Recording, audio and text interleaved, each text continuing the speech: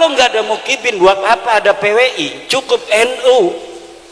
Tapi karena ada Mukibin yang harus kita selamatkan, jiwa mereka, mental mereka yang terjajah, hidup mereka yang secara ilmu akidah mau ke surga aja harus ngikut-ngikut kepada orang, kepada manusia yang tidak diajarkan di dalam agama Allah. Orang-orang menunduk setunduk-tunduknya kepada manusia, jangankan hartanya, kadang-kadang istrinya diminta juga dia berikan. Untuk merekalah PWI ada, untuk merekalah kita berjuang. Maka kita jangan menganggap mereka musuh, tetapi menganggap mereka adalah medan juang kita. Merekalah mad'u, orang yang kita ajak, orang yang kita selamatkan. Makanya kemarin Rizik Syihab dalam 212 usul untuk membuka yang namanya pendaftaran jihad ke Palestina. Kata saya mendukung, tapi yang daftar Balawi semua.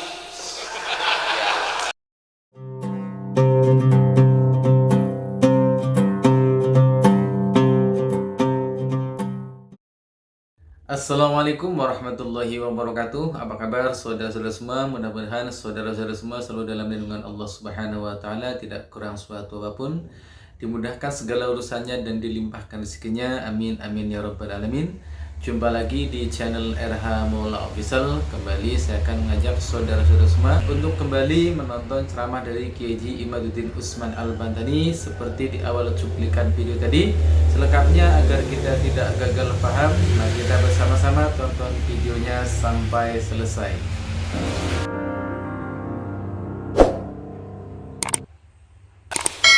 Assalamualaikum warahmatullahi wabarakatuh. Alhamdulillahil malikil hakim, al-jawadil karimil azizir rahim, fattariqu ilaihi wadihun lil qasidin, waddalilu alaihi laihun lin nazirin. Wassalatu wassalamu ala sayyidina Muhammadin wa ala alihi wa ashabihi at-tayyibin at-tahirin. Ya Hayyu ya Qayyum ya Hannan ya Mannan ya Dayyan ya Sultan ya Dzal Jalali wal Ikram. Amma ba'du, fa ya ashabal fadail, hadaratil mukarramin, para alim, para ulama, para kiai, Bapak Bupati Blora yang hari ini saya sudah bertemu pagi tadi sebelum ke gedung ini, dan dalam sambutan diwakili oleh wakil beliau. Terima kasih Pak atas sambutannya. Kesepuan PWI dari Jawa Tengah yang hadir, Ketua PWI Jawa Tengah yang dihadiri Kiai, yang diwakili Kiai Nur Salim yang telah melantik kepengurusan DPD PWI Blora, Ketua PWI Blora yang terpilih, Kesepuan PWI Blora Kiai Subhan, juga Kesepuan Kiai Nasir, juga sekaligus Rais Suriah PCNU Blora Bapak Condro, Bupati kita sebelumnya, Kiai Masrohin dari Madiun yang hadir, juga Kiai Sasmita dari PWI Pati ini yang hadir, juga hadir ini keluarga besar PWI Solo Raya, ada Gus Abdur Rajak di sana, dan ketuanya langsung hadir dari Sragen, Kiai Haji Riyad Musafa. Terima kasih Kiai. Panglima Laskar Sabilillah DPD Kabupaten Blora, para pengurus yang baru saja dilantik, selamat berjuang, semoga bisa mengemban amanah sebagai pengurus DPD PWI Kabupaten Blora 2024-2029 ya, bareng nanti dengan Pak Prabowo pilihannya. Para hadirin ma'asyiral muslimin rahimakumullah, para anggota PWI, para bapak, para ibu, juga para undangan dari pemerintah, juga dari Tentara Nasional Republik Indonesia dan Kepolisian Republik Indonesia. Pada hari ini alhamdulillah acara sangat padat untuk PWI. Semalam itu Ketua Umum sedianya sudah janjian untuk hadir bersama di sini dengan saya. Sudah datang pula ke Seragen satu hotel bersama saya. Ketika pagi asistennya ngomong sama saya, kayaknya Ketua Umum ini nggak bisa hadir ke Blora, tapi coba menunggu perkembangan. Mudah-mudahan kesehatannya pulih, istirahat di hotel. Waktu pagi saya langsung ke Kiai Riyad Mustafa dulu, karena saya kalau ke daerah Soloraya dan sekitarnya itu kalau nggak mampir ke Kiai Riyad kayak kurang full gitu, kayak kurang sempurna gitu. Kemudian langsung kemari, alhamdulillah dapat bertemu dengan tokoh-tokoh Blora, Bapak Bupatinya juga, mantan Bupatinya, alhamdulillah juga dengan tokoh-tokoh NU di Kabupaten Blora. PWI ini berasaskan Pancasila dan Undang-Undang Dasar Negara Kesatuan Republik Indonesia. Jadi setiap pengurus PWI tidak boleh melupakan dasar ini, karena ini ada dalam anggaran dasar. Anggaran dasar PWI adalah, pertama, ia berdasar dalam berbangsa dan bernegara kepada Pancasila dan Undang-Undang Dasar 45. Maka PWI wajib untuk menjaga dan mengamalkan serta mengembangkan dan mempertahankannya Pancasila dan Undang-Undang Dasar dari setiap upaya yang ingin merongrong keduanya. Tidak boleh PWI membiarkan adanya upaya-upaya kelompok tertentu untuk mengganti dasar negara kita Pancasila yang telah menaungi negara kita 79 tahun dalam ketentraman, kedamaian, kerukunan. Makanya kemarin-kemarin ini HTI, FPI yang ingin mendirikan khilafah Indonesia bersyariah, gaungnya cukup kuat, tetapi 2 tahun setelah lahirnya PWI, keduanya dan kelompok-kelompok lainnya ini berpikir ulang untuk meneruskan cita-citanya dalam merongrong Pancasila dan Undang-Undang Dasar dan mengganti, melemahkan NKRI, Negara Kesatuan Republik Indonesia. PWI juga di dalam akidah berasas akidah Ahlussunnah wal Jamaah Al-Nahdiyah. Ini Al-Nahdiyah ini kalau ditajwid An-Nahdiyah, tapi kalau dalam tulisan Al-Nahdiyah tidak boleh dilupakan bahwa PWI lahir dari rahim Nahdlatul Ulama.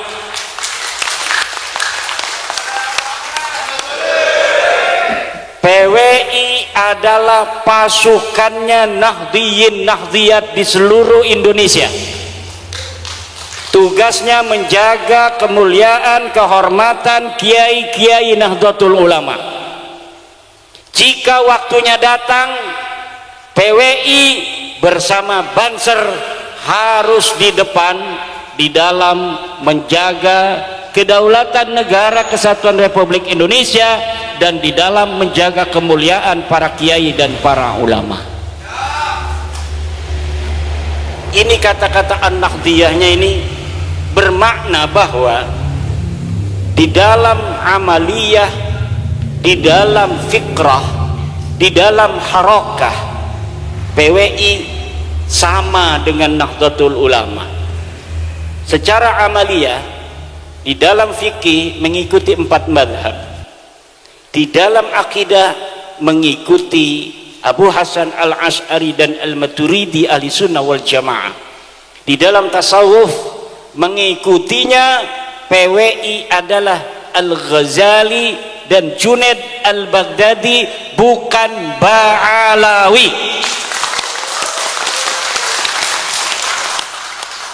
Ada di dalam anggaran dasar PWI, dan ini pula ada di dalam anggaran dasar Nahdlatul Ulama. Jadi salah kalau orang NU di dalam bertasawuf ikutnya Ba'lawi, karena itu bertentangan dengan anggaran dasar. Anggaran dasar dan anggaran rumah tangga NU kita di dalam amaliyah tasawuf mengikuti Imam Al-Ghazali. Imam Al-Ghazali nanti punya turunan murid Syekh Abdul Qadir Al-Jailani, Abu Hasan Asy-Syadzili, Ahmad Ar-Rifai, Abu Madyan dan lain sebagainya. Tapi tidak ada di dalam sanad silsilah Imam Al-Ghazali itu faqih muqaddam, pendiri tarekat Alawiyah dari Ba'alawi yang telah saya teliti. Ternyata jangankan tarekatnya pakai muqaddam, uangnya galaka, uangnya orono. Bagaimana orang yang tidak ada orangnya bisa menciptakan tariqah? Kalau tariqah Al-Qadiriyah, tariqah Asy-Syadziliyah, tariqah Ar-Rifaiyah, tariqah An-Naqsabandiyah, An-Naqsabandiyah Khalidiyah, semuanya terverifikasi, amalannya ada, mursyidnya ada, wiridan khususnya ada, sejarah pendirinya ada. Lah kalau tarekat Alawiyah saya sudah mencari, coba tarekat itu kan wiridan, habis sholat baca apa? Kalau Qadiriyah baca la ilaha illallah 165, kalau Syadziliyah dia bacanya 100 membaca istighfar, 100 membaca apa salawat, 100 membaca la ilaha illallah setiap waktu subuh dan waktu asar, semuanya ada. Lah saya cari dalam kitabnya Al-Manhajus Sawi yang katanya adalah fi bayani tariqah Alawi, ini ndak ada wiridannya opo, mursidnya sopo, siki sing ngijazahkan sopo, ora ono. Lalu kenapa mereka selalu bilang kita ikuti tariqah Alawiyah, tariqah Alawiyah? Buktikan sanad silsilahnya tariqah Alawiyah sampai Rasulullah. Tidak ada. Kalau yang dimaksud adalah silsilah sanad sampai Faqih Muqaddam, terus ke Ali, terus ke Muhammad, terus ke Ali, terus ke Alwi sampai Ubaid, tidak ada di kitab lain selain kitabnya Ba'alwi. Kenapa tidak ada? Ya karena uangnya laka. Karena uangnya laka, bagaimana diverifikasi di dalam kitab-kitab semasa Bapak pejabat? Jadi misalnya saya nih, tariqah saya Al-Qadiriyah wa Naqsabandiyah, tariqah Qadiriyah Ar-Rifaiyah, tariqah Syatariyah. Saya juga tariqah Syadziliyah, saya juga tariqah Naqsabandiyah Khalidiyah. Gurunya anak kabeh, lamun tekan yang gurunya diaku sira murid kita. Lah kemudian silsilah sanadnya sampai ke atas, bahwa misalnya Abdul Qadir Al-Jailani, beliau adalah seorang yang historis pada masanya di abad ke-6 Hijriyah. Digelati ning kitab-kitab abad ke-6 karya ulama besar Ibnul Jauzi, ada orang yang semasa, ulama yang semasa dengan Syekh Abdul Qadir Jailani menulis namanya. Syekh Abdul Qadir Jailani seorang alim, seorang muhaddis, seorang sufi, seorang ahli tafsir yang kalau ngaji orangnya banyak, kalau waktu meninggal yang hadir untuk mensolati itu tidak bisa sekaligus walaupun masjidnya besar. Jadi pakai sip nyolatinya itu ada di dalam kitab-kitab masa lalu. Faqih Muqaddam katanya wafat 653 Hijriah, abad ke-7 Hijriah. Kitab-kitab di Yaman sudah banyak.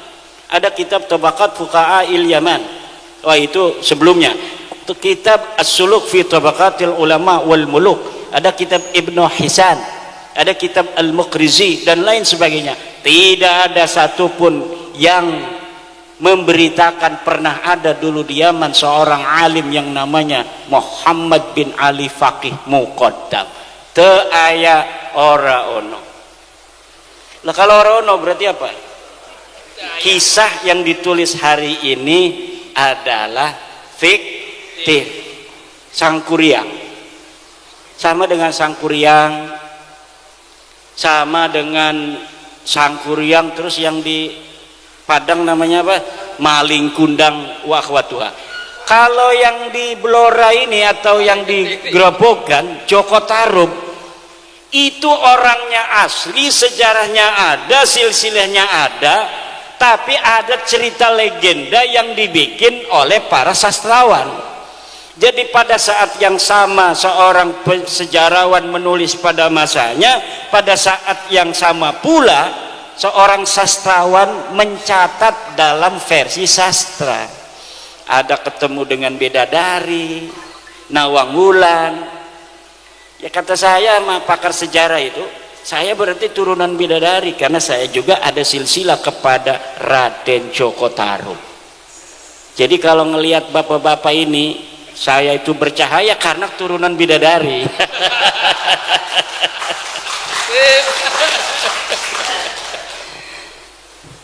Ada turunan bidadarinya. Bagaimana itu bidadari? Wallahu alam, itu namanya cerita. Lah, itulah namanya sisipan sastrawan terhadap sebuah sejarah yang benar. Ada lagi sebuah sisipan cerita fiksi di dalam latar belakang sejarah yang benar, tapi ininya fiksi sosoknya, seperti Aryo Kamandanu. Arya Kamandanu itu cerita fiksi yang dilatar belakangi oleh sebuah sejarah asli, yaitu Mojopahit. Seakan-akan Arya Kamandanu bertemu dengan Gajah Mada, bertemu dengan Hayam Wuruk dan lain sebagainya, tetapi sosoknya fiktif, dibikin sebuah kerajaan yang seakan-akan ada berbarengan dengan kerajaan Mojopahit, yaitu namanya kerajaan Madangkara. Tapi kita lihat di dalam kitab-kitab sejaman yang ada itu, ketika Majapahit ada itu Pajajaran, Telaga, nggak ada yang namanya Madangkara. Lalu Madangkara ini siapa? Ini adalah kisah fiksi. Faqih Muqaddam ku mengonon Yai Nasir. Ajentul-tulan baik. Ini Rois Surya PCNU ini. Enggak bakal dimarahin. Kita kan harus husnudon. Jadi husnudon kepada mereka, ya husnudon juga kepada kita. Husnudon aja, ini bener kayaknya, begitu harusnya. Setuju nggak? Setuju. Lah, ketika dalam amaliyah kita mengikuti Nahdlatul Ulama, dalam fikrah juga kita mengikuti Nahdlatul Ulama. Apa fikrah kita? Fikrahnya 3. Yang pertama adalah tawassut, tatawur, dan manhaji. Tawassut artinya tidak liberal, tetapi juga tidak tekstual. Orang kalau cara berpikirnya sudah seperti ini, tawassut, dia tidak liberal, tidak mengkesampingkan teks Al-Quran, tidak mengkesampingkan teks hadis, tetapi dia tidak pula tekstual. Kalau tekstual jadinya Wahabi. Kalau Wahabi tekstual, ketika ada sebuah kalimat tidak ada misalnya yang namanya maulidan, maka secara pemahaman dan cara berpikir Wahabi, maulid tidak boleh. Kenapa? Tekstualnya tidak ada. Dia tidak pernah al-jam'u bainan naswaini, dia tidak ada tafsirun nas, tidak ada pula interpretasi yang lebih detail berdasarkan dengan usul kaidah-kaidah usul fikih yang ada, yang dikembangkan oleh para ulama. Nah, kita ini adalah Dan dalam cara berpikir NU dan cara berpikir PWI sama, karena PWI anaknya NU. Apa? Tawassut, la liberalian wala tekstualian. Kalau liberal ada teks, dikesampingkan teks ini untuk kemaslahatan. Kalau kita itu tekstual, kalau tidak ada di dalam teks, maka itu sudah dianggap tidak boleh, haram dan bid'ah. Maka orang tekstualis mudah membid'ahkan umat Islam. Kalau kita liberalis, kita akan jauh melenceng daripada Al-Quran dan Al-Hadis. Cara berpikir kita adalah tawassut, la liberalian wala tekstualian. Yang kedua, kita cara berpikirnya adalah tatawur, dinamis. Karena kita ini tidak tekstualis, maka kita dinamis. Bagaimana dinamisnya? Jangan-jangan nanti terlalu dinamis, nanti kita akan menjadi liberal juga. Diikat oleh satu cara berpikir yang namanya cara berpikir manhaji, bermetodologi. Cara berpikir kita ada metodenya. Dari mana? Dari Ar-Risalahnya Imam Asy-Syafi'i, kemudian dikembangkan oleh talkhisnya Imam Al-Juwaini, oleh Al-Mustasfanya Imam Al-Ghazali, oleh Ghayatul Wusul, oleh Jam'ul Jawami Imam As-Subki, oleh Tasniful Masami' Sarah Jam'ul Jawami, Hasyiahnya Al-Attar, Hasyiah dari Jam'ul Jawami. Itu metode berpikir kita. Nggak mungkin orang NU itu akan menjadi liberal, nggak mungkin orang NU akan menjadi tekstualis. Kenapa? Karena dia cara berpikirnya bermetodologis. Metodenya dari siapa? Dari Imam Asy-Syafi'i melalui kitabnya Ar-Risalah, dikembangkan oleh punggawa-punggawa madhab Syafi'i seperti Al-Juwaini, Al-Ghazali, As-Subki dan lain sebagainya. Kemudian di dalam amaliyah sudah harokah, kita menggunakan arba'atu ta'in. Ada 4 T. Yang pertama adalah talayyun. Apa? Talayyun, santun. Kita di dalam berharokah, walaupun geloranya luar biasa, siap mati di medan juang tadi, tetapi harus dalam menyampaikannya talayyun. Apa talayyun? Santun. Santun tapi ngena. Terlalu santun husnudon jangan. PWI ini bedanya sedikit aja. Kalau NU sekarang ini husnudon, kalau PWI hakul yakin ba'lawi, bukan keturunan baginda Nabi besar Muhammad sallallahu alaihi wasallam. Jadi ketika Yai Muhammad Nasir sedang pidato atas nama Surya, Rois Surya PCNU Blora, maka dia kalau ditanya, Yai gimana Nasabalawi? Anda bertanya pada saya, apakah saya sebagai Rois Surya Blora PCNU atau sebagai kesepuan PWILS?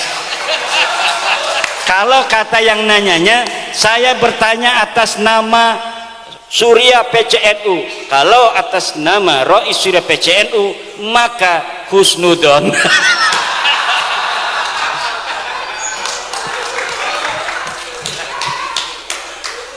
Kalau atas nama kesepuan PWI, kalau atas nama kesepuan PWI hakul yakin bahwa Balawi bukan keturunan Nabi, walau aftal muftun.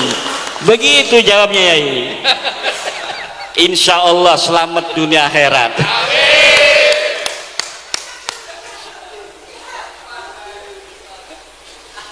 Tapi kalau orang memperhatikan, kalau ketum lagi ngomong nasab itu, lihat wajahnya. Itu gaya-gayanya orang ledek itu. Husnudun aja. Itu ngeledek itu, tapi nggak ngerti orang diledek itu, malah seneng.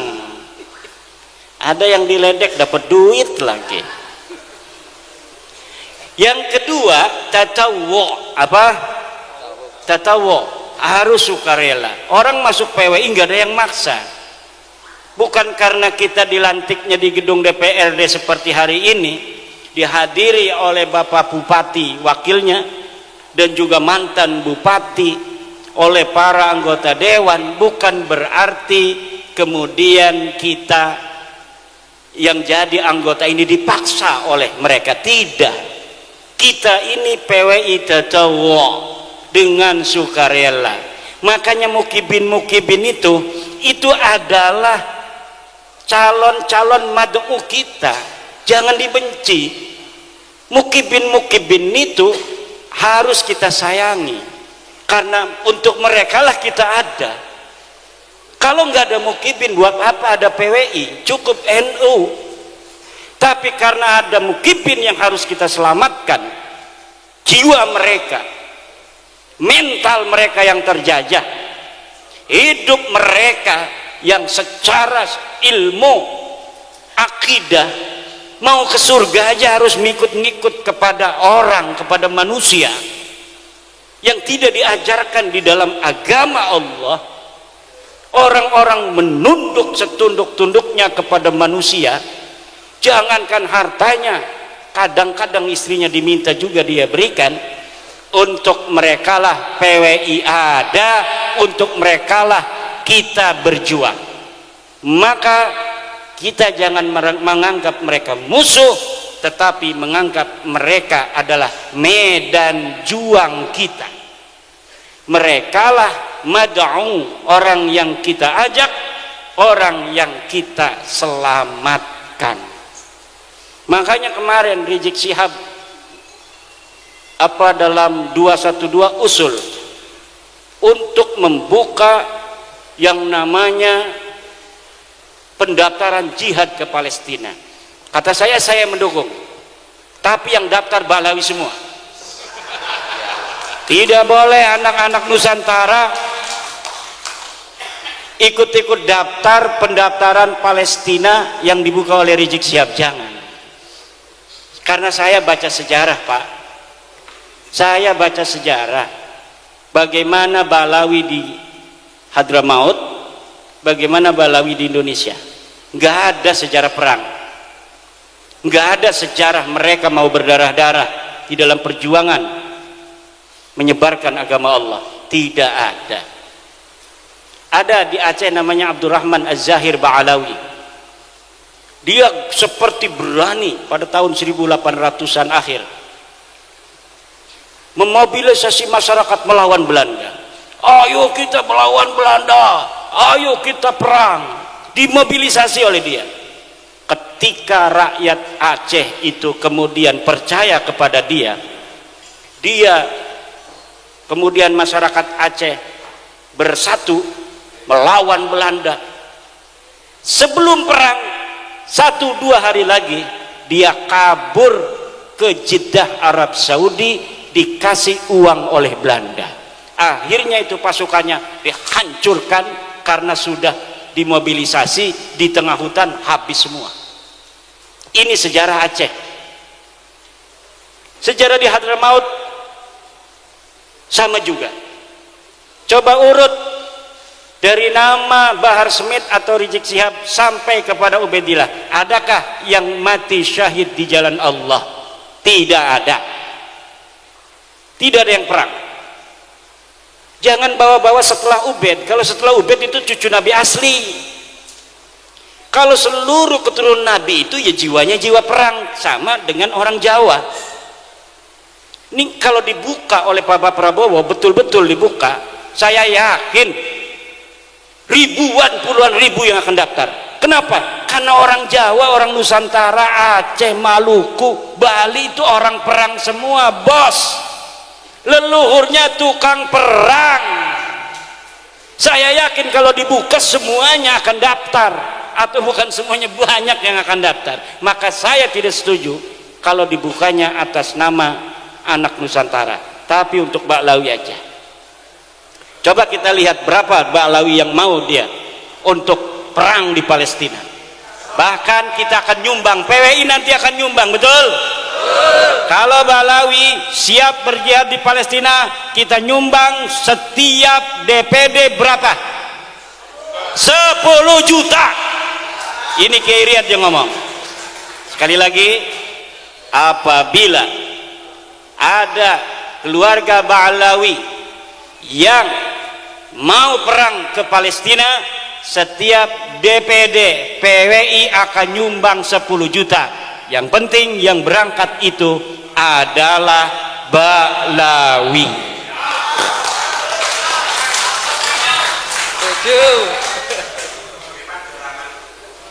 Kita lihat. Tapi kalau yang dibukanya, silakan seluruh pemuda Indonesia. Saya yakin, terutama daerah-daerah ini nih, Demak, Bintoro, Blora, Aryo Penangsang, itu tukang perang kabeh, ngerisikaken.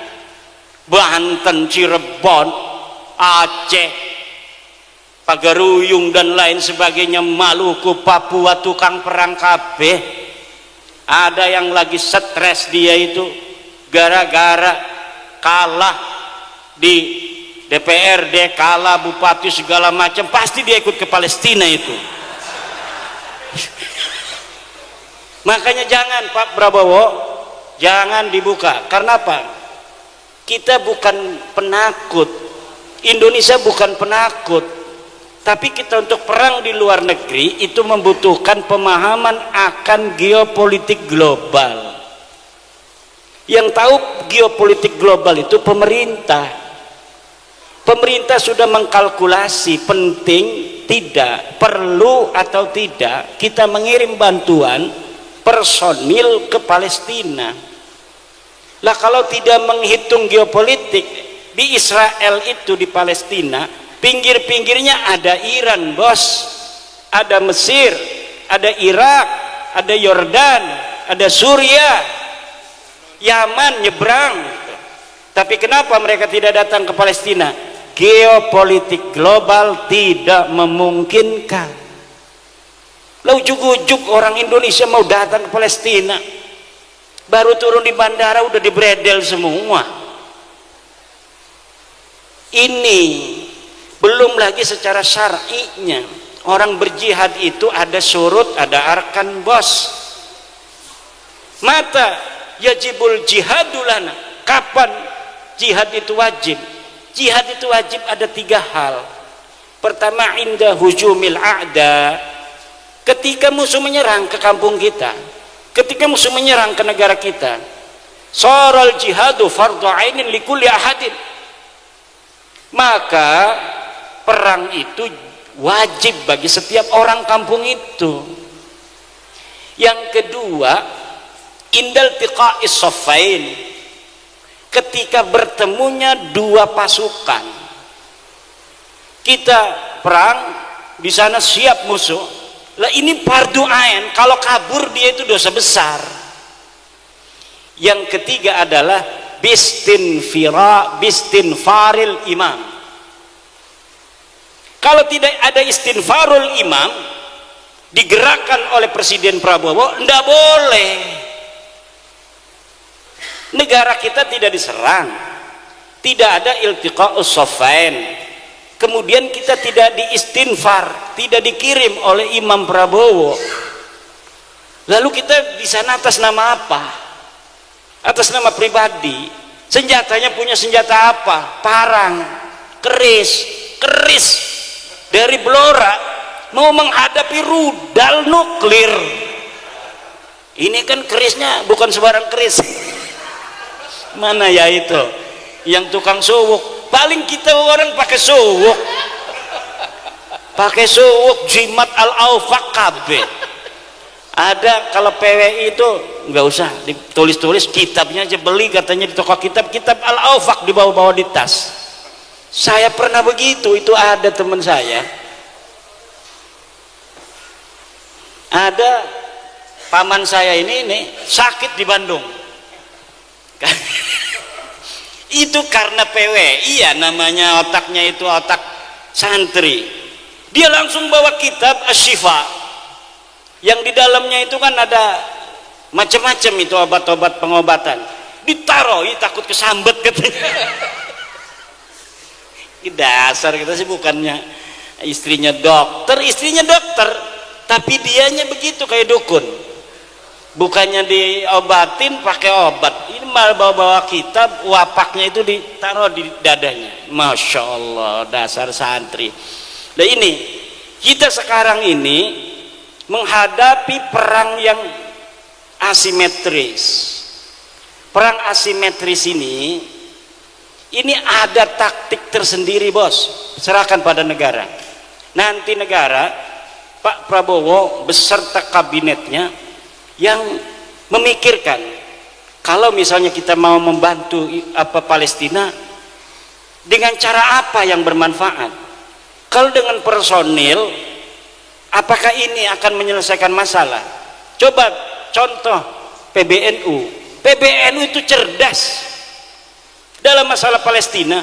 Dia undang itu dari Palestina, pimpinan Palestina baru sehari atau 2 hari, dibiayai oleh PBNU, dibelikan tiket, disiapkan keamanan, suruh datang ke PBNU.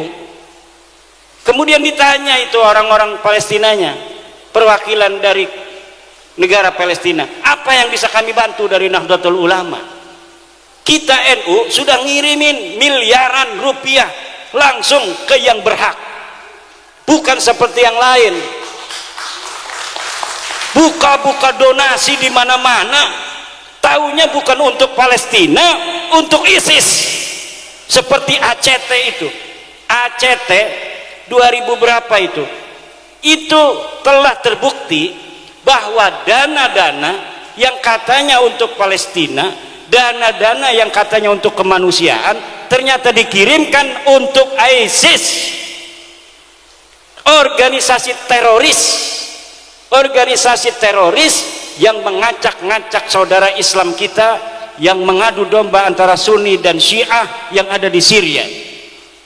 ISIS hancur diganti oleh Jabhatun Nusrah itu di Suriah. Jabhatun Nusrah hilang sekarang baru 2 hari.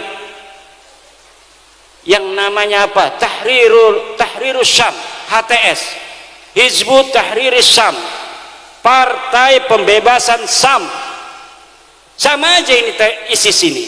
Dia ini cucunya ISIS. ISIS punya anak Jabhatun Nusrah. Jabhatun Nusrah punya anak sekarang adalah HTS, Hizbut Tahrir Syam. Dia rebut itu istananya Bashar al-Assad. Kenapa?